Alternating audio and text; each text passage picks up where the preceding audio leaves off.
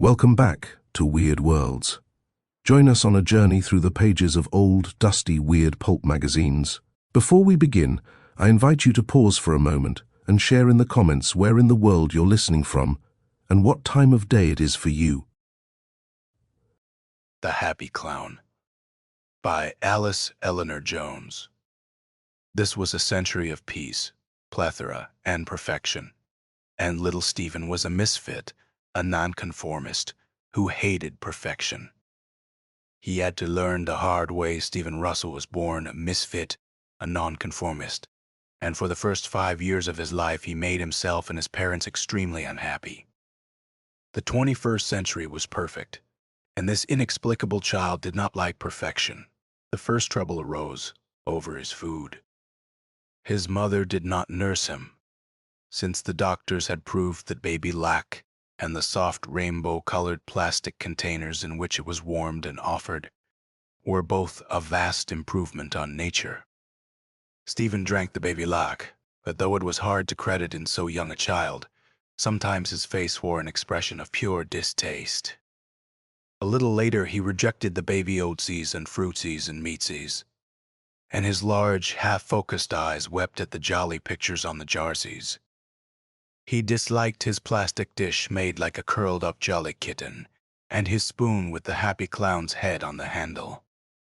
He turned his face away determinedly and began to pine, reducing his mother to tears and his father to frightened anger.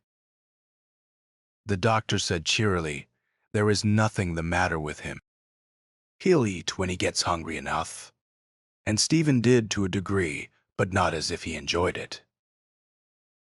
One day when he was nearly a year old, his mother carried his kitty corner with the dancing doxies on the pad into her bedroom, put him in it, and began to take things out of the bottom bureau drawer. They were old things, and Harriet Russell was ashamed of them. She had said more than once to her husband, Richard, only half joking, "I couldn't give them away, and I'd be ashamed for anybody to see them in our trash." They were old silver, knives and forks and spoons that looked like what they were, unadorned, and a child's plain silver dish and cup, and one small spoon with a useful curly handle. They had belonged to Harriet's great-grandmother. Once a year Harriet took the things out and polished them and furtively put them back. This year Stephen cried, "Ma!" stretching out his hands toward the silver and uttering a string of determined sounds which were perfectly clear to his mother. She smiled at him lovingly, but shook her head. "No, Stevie. Mumsy's precious baby doesn't want those nasty old things. No, he doesn't. Play with your happy clown, sweetheart." Stephen's face got red, and he squeezed his eyes shut, opened his mouth, and howled until his mother passed him the dish and cup and curly spoon to play with. At mealtime he would not be parted from them, and Harriet had to put away the plastic dish and spoon. Thereafter, for the sake of the container, he tolerated the thing contained, and thrived, and grew fat. Stephen did not like his rockabye crib, that joggled him gently and sang him songs about the happy clown all night long, and he howled until they turned it off. He was a clean boy, and to his mother's amazement trained himself to be dry day and night by the age of 14 months, without the aid of the singing toady or the happy clown alarm. So she bought him a little folks' youth bed, with a built-in joggler and happy clowns on the corners, and a television set in the footboard. It was a smaller copy of his parents' bed, even to the happy clowns. Stephen did not like that either, and if his parents persisted in turning the bed on after he had learned to turn it off, he climbed out and slept on the floor. Harriet said worriedly to her husband, "I don't know what could be the matter with him, Dickie. He's peculiar."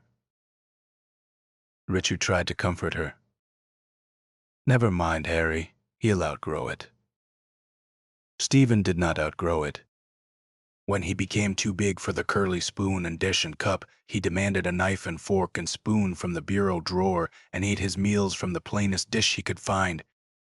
He ate them with his back stubbornly turned to the television set, away from the morning cartoons and the noontime Kiddies Lunch Club and the evening Happy Clown. The Happy Clown had been an American institution for 30 years. He was on television for an hour every night at dinner time with puppets and movies and live singers and dancers, and his own inimitable brand of philosophy and humor.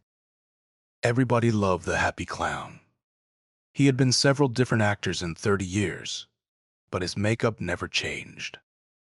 The beaming face, drawn in vivid colors, the rotund body that shook when he laughed like a bowl full of jelsies, and the chuckling, infectious laugh. The Happy Clown was always so cheerful and folksy and sincere. He believed passionately in all the products he instructed his viewers to buy, and one was entirely certain that he used them all himself. He gave one much more than advertising, though some of his nightly gems of wisdom, he called them nuggets, were really wonderful. They made one think. A favorite nugget which people were always writing in and asking him to repeat went like this: "We're all alike inside, folks, and we ought to be all alike outside." The Happy Clown's viewers were not children and adults, they were kiddies and folks. After the Happy Clown went off the air, the happy kiddies went to bed, to lie for a while looking at the jolly kitten and the dancing dogsy until, lulled by the juggler, they went gently to sleep. After that came the cowboys and spacemen. Carryovers for any happy kiddies with insomnia. For really meaty programs, one had to stay up past 10. Then the spectaculars began, and the quiz shows, and the boxing and wrestling. Stephen did not like the Happy Clown or the Jolly Kitten or the Dancing Dogsy. Sometimes he began to grow interested in the cowboys or spacemen. But when they stopped in the middle of an adventure to talk about how they could not possibly rope the steers or shoot the asteroids without a good breakfast of corn seeds and choco milko, which everybody ate. Just everybody. Stephen climbed out of bed and slept on the floor. Stephen did not like the records or the talking books, and when he went to Kitty Garden, he viewed the televised lessons with a cold eye. For some reason which he could not have explained, he wanted to learn to read, but they would not teach him till he was 7, and so he taught himself from the letters on the jarsies. But then there was nothing to read except the newspapers and the magazines, which he puzzled over patiently, getting most of the words right after a while. The many advertisements were easiest. They used pictures and the simplest of language. His parents thought it was very cunning of him to look at the printing like that, so wisely, as if he could read it. He said once to Harriet, "I can read it." But she said, "Oh, Stevie, you are teasing Mumsy," and looked so frightened at this fresh peculiarity that the child said gravely, "Yes, teasing." He wished he had a silent book. He knew there were such things. But there were none at home. There were few silent books anywhere. There were none in Kitty Garden. Stephen was not happy in Kitty Garden. The enthusiasm the other kiddies showed for the lessons appalled him. The kiddies themselves appalled him. They joined so passionately in the group play, clutching each other with their hot, moist hands, panting and grinning into each other's faces. They were always clutching and panting and grinning, in large, noisy groups, with large community smiles. They confused him. He could not tell them apart. Stephen retired to a corner and turned his back, and when they clutched and panted and grinned at him, he hit them. The Kitty Garden monitor had to report of him to his unhappy parents that he was uncooperative and antisocial. He would not merge with the group. He would not acquire the proper attitudes for successful community living. He would not adjust. Most shocking of all, when the lesson about the birdsies and beesies was telecast, he not only refused to participate in the ensuing period of group experimentation, but lost color and disgraced himself by being sick in his corner. It was a painful interview. At the end of it, the monitor recommended the clinic. Richard appreciated her delicacy. The clinic would be less expensive than private psychiatry, and after all, the manager of a supermarket was no millionaire. Harriet said to Richard when they were alone, "Dickie, he isn't outgrowing it. He's getting worse. What are we going to do?" It was a special tragedy, since Harriet was unable to have any more kitties, and if this one turned out wrong, Richard said firmly, "We'll take him to the clinic. They'll know what to do." The first thing they did to Stephen was to talk to him. The psychiatrist made him lie down on a foam rubber couch, Kitty's model, with a happy clown motif on the slipcover, and said with a beaming face, "Now, Stevie, what seems to be the trouble?" The boy turned his head away from the psychiatrist's shining teeth and said, "My name's not Stevie, it's Stephen." He was a thin little boy, rather undersized. The baby fat had melted away fast when he began to be exposed to Kitty Garden. He had dark hair and big eyes, and an uncommonly precise way of speaking for a child of 5. The psychiatrist said, "Oh, but we're going to be friends, Stevie, and friends always use nicknames, don't they?" "My name's William, but everybody calls me Willie. You can call me Uncle Willie." The boy said politely, "I'd rather not, please." The doctor was undismayed. "I want to help you. You believe that, don't you, Stevie?" The child said, "Stephen, do I have to lie down?" The doctor said agreeably, "It's more usual to lie down, but you may sit up if you want to. Why don't you like Kitty Garden, Stephen?" The boy sat up and regarded him warily. The doctor had a kind face, a really kind face, in spite of all those shining teeth.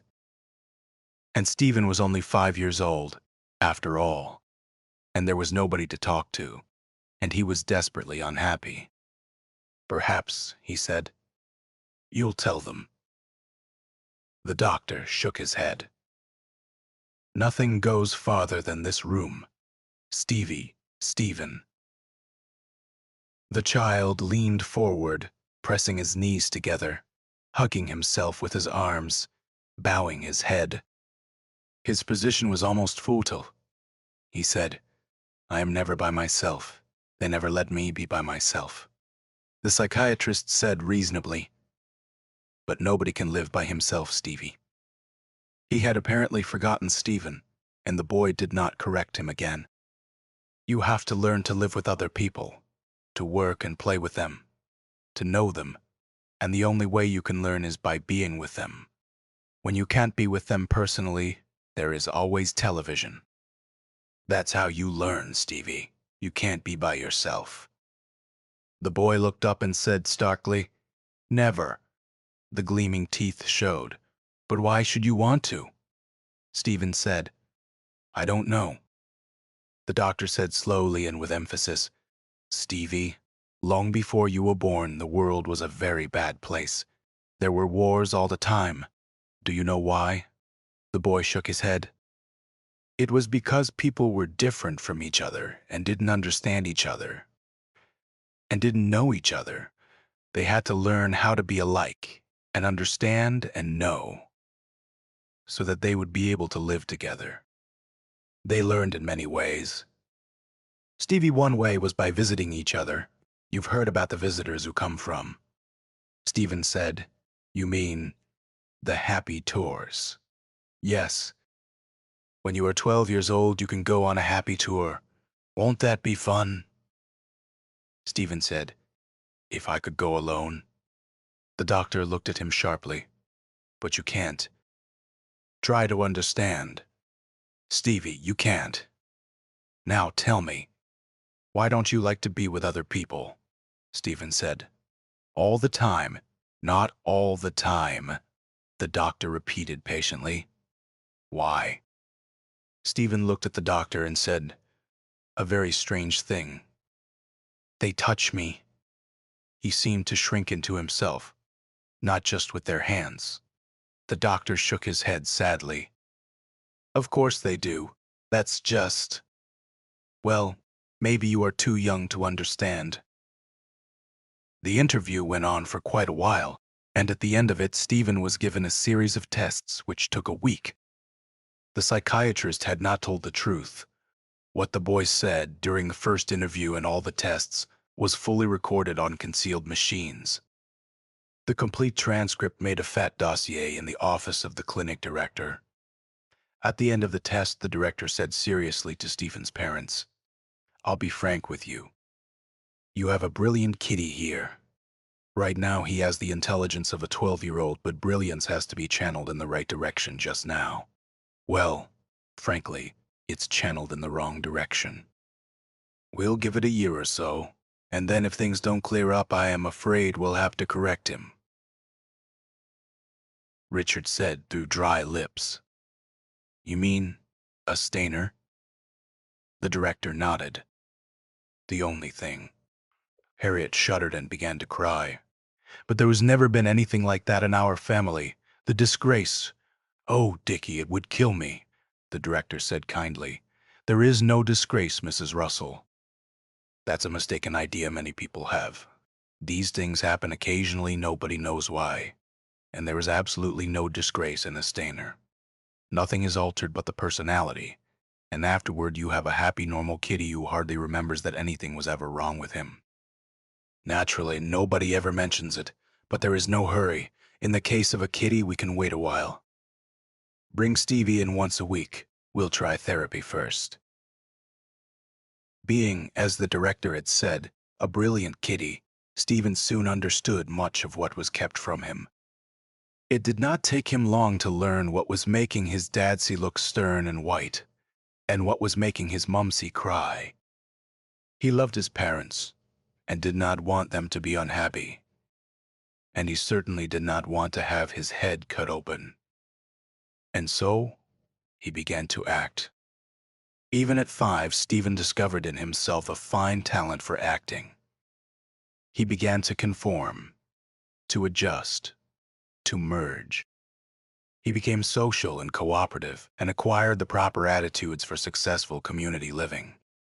He gave up the old silver voluntarily. He accepted the used bed. He looked at the happy clown. And he did much better in kitty garden. He even joined in the group experimentation and was not sick anymore, though he could not keep himself from losing color. They were pleased with him at the clinic and after a few months discharged him. By the time Stephen was 12 and had made the happy tour and joined the Happy Scouts and had a happy affair involving experimentation with a neighbor's daughter, Harriet and Richard ceased to worry about him. If sometimes he felt so tightly strung up that a storm of tears was his only relief, he kept the tears quiet. He was graduated from high school at 16 and from college at 20. Having read all he could of the silent books in the scant high school library and the more ample university one, and having wisely elected to appear more stupid than he was. Even his IQ was now judged to be only slightly above normal. He left college with honors, popularity, and a reputation as an actor. He took the lead in all the dramatic club plays, having particular success in the reproduction of a Happy Clown program. Stephen, of course, was the happy clown. He enrolled at once in the New York School of Television Arts, and his mother cried when he left home to live in the school dormitory. Stephen did well at television arts, soon taking more leads than was customary in school productions, which were organized on a strictly repertory basis. He did not stay to graduate, being snatched away in his first year by a talent scout for a popular daytime serial, The Happy Life, The Happy Life, recounted the trials of a young physician too beautiful for his own good, who became involved in endless romantic complications. Stephen was given the lead, the preceding actor having moved up to a job as understudy for the Jolly Kitten, and was an immediate success. Well, one thing, he looked the part. He was singularly handsome, in a lean, dark-browed way, and did not need flattering makeup or special camera angles. He had a deep, vibrant voice and perfect timing. He could say, "Darling, this is tearing me to pieces," with precisely the right intonation, and let tears come into his magnificent eyes, and make his jaw muscles jump appealingly, and hold the pose easily for the 5 minutes between the 10-minute pitch. for marquee cigarettes, which constituted one episode, The Happy Life. His fan mail's prodigious. If Stephen had moments of bewilderment, of self-loathing, of despair, when the tears were real and the jaw muscles jumped to keep the mouth from screaming, no one in the happy young men's dormitory where he slept ever knew it. He managed his life well enough. He had a few affairs with girls, it was expected of one, and he did not have to work very hard at it since they always threw themselves at him. And he got along well with other young men, who forgave him for being so handsome, because he did not work at it except on camera, but he was lonely. Surrounded by people intruded and trespassed upon, continually touched in ways other than physical, he was yet lonely. During his life he had met a few other nonconformists, shy, like him, wary of revealing themselves, but something always seemed to happen to them. Some were miserable being nonconformists and asked pitifully for the stainer. Some were detected as Stephen had been, and some were unfortunately surprised in hospitals. Under the anesthetic, they sometimes taught, and then, if they were adults, they were immediately corrected by means of Stainer's lobotomy. It had been learned that adults did not respond to therapy. There was never any organization, any underground of misfits. An underground presupposes injustice to be fought, cruelty to be resisted, and there was no injustice and no cruelty. The mass of people were kind, and their leaders duly and fairly elected were kind. They all sincerely believed in the gospel of efficiency and conformity and kindness. It had made the world a wonderful place to live in, full of wonderful things to make and buy and consume, all wonderfully advertised. And if one were a misfit and the doctors found it out and gave one a stainer, it was only to make one happy, so that one could appreciate what a wonderful world it was. Stephen met no nonconformists at the School of Television Arts, and none while he was acting in The Happy Life, until Denise Cotterell joined the cast. Denise, old Denny, of course, was a pleasantly plain young woman with a whimsical face which photographed pretty and remarkable dark blue eyes. It was her eyes which first made Stephen wonder. They mirrored his own hope and longing and the desperate loneliness of the exile. For 2 months they were together as often as they could be, talking intellectual treason in public under cover of conventional faces, and talking intellectual treason in private with excitement and laughter and sometimes tears, falling in love. They planned, after much discussion, to be married and to bring up a dozen clever rebel children, Denise said soberly. They'd better be clever, because they'll have to learn to hide.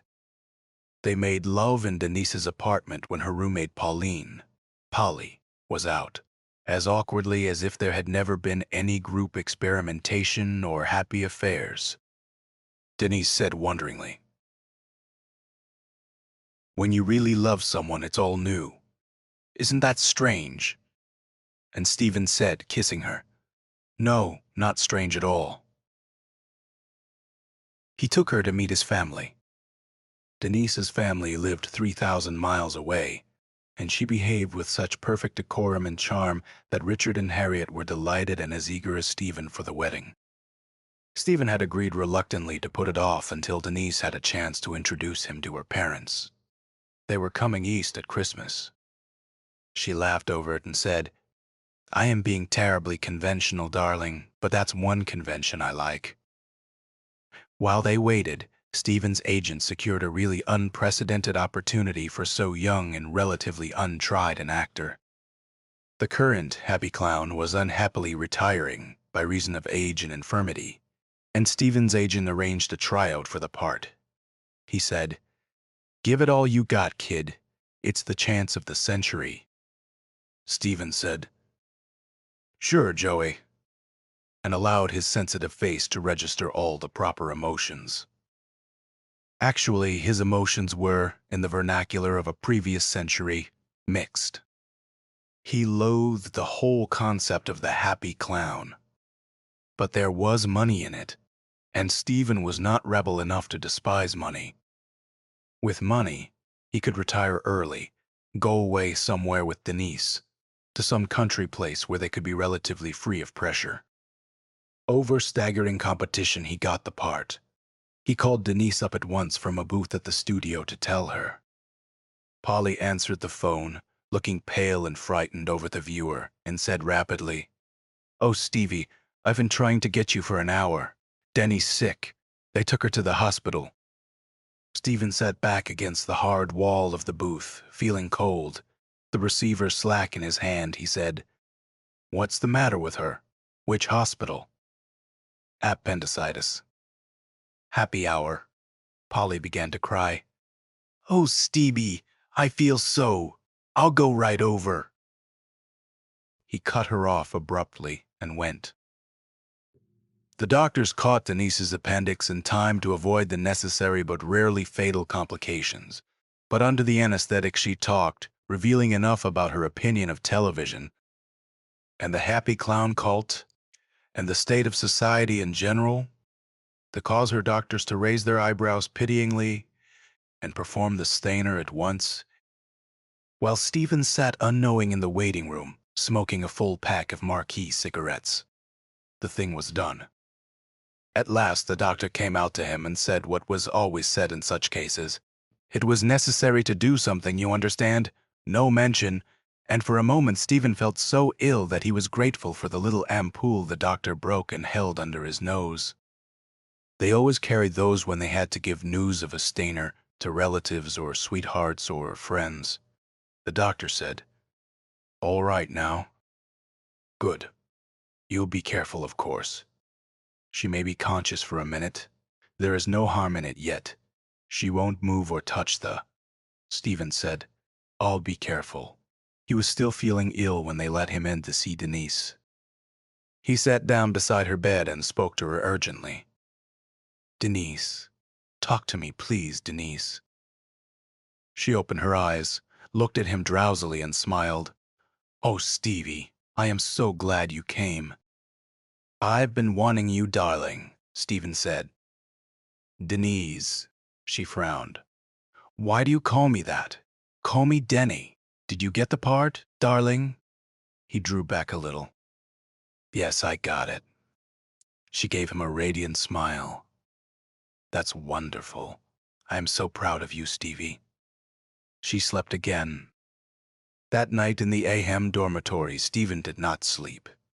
He lay quiet, tense, hoping for the relief of tears, but it did not come. Stephen went to see Denise every day, though after the first time she was not awake to know him. The doctors were keeping her under sedation until the head bandage could be removed. So far as Denise was to know, she had gone to the hospital simply for a rather protracted appendectomy. Looking at her, Stephen knew that he could never leave her. He had loved her completely. He would love her now with as much of himself as she would need or understand.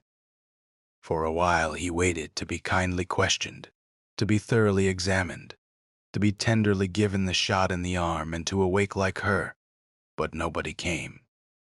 Denise had apparently said nothing about him. Some censor or other, perhaps it was the censor of love, had kept her from even saying his name. For a while, Stephen considered confessing to somebody that he was an unacceptable member of society. Then they would make him like Denise. He shuddered. Did he really want to be like Denise? Some stubborn pride in him refused it. When Denise left the hospital for the hotel where she would stay until the wedding, Stephen was more gentle with her than ever, kinder and more loving. He made her very happy. He made love to her again, and it was like loving a ghost. No, it was like loving a fine, beautiful body without the ghost, without the spirit. He returned to the AM to lie sleepless amid the breathings and mutterings of the other young men, turning restlessly in his bed, feeling oppressed, tormented, strung on wires. He rehearsed feverishly for the part of the happy clown, And because he was a fine craftsman and a conscientious artist, he continued to give it all he had. The sponsors were pleased. A week before Christmas, the current, happy clown, retired and hobbled off to a nursing home. There was no fanfare. The public was not to realize that the happy clown was mortal, and Stephen took over with no visible change. For 5 days he played the part to perfection. On the 6th day, he performed as usual, perhaps a little better. His commercials had a special fervor, and the sponsors exchanged happy glances. Denise was sitting in the booth with them. She smiled at Stephen lovingly through the glass. Stephen was running a little fast tonight. The engineer made stretching motions with his hands to slow him down, but he used up all his material, even the nugget, with 3 minutes to spare.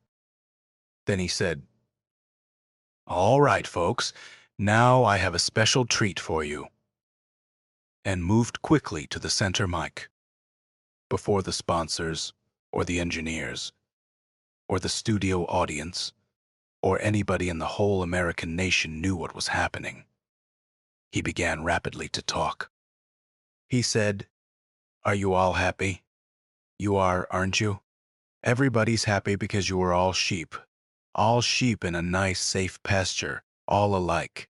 You eat alike and dress alike and think alike. If any of you has an original thought, you'd better suppress it, or they'll cut it out of you with a knife." He leaned forward and made a horrible face at the camera. Under the jolly makeup and the artful padding, his mouth was shockingly twisted, and tears were running out of his eyes. "A long, sharp knife, folks!"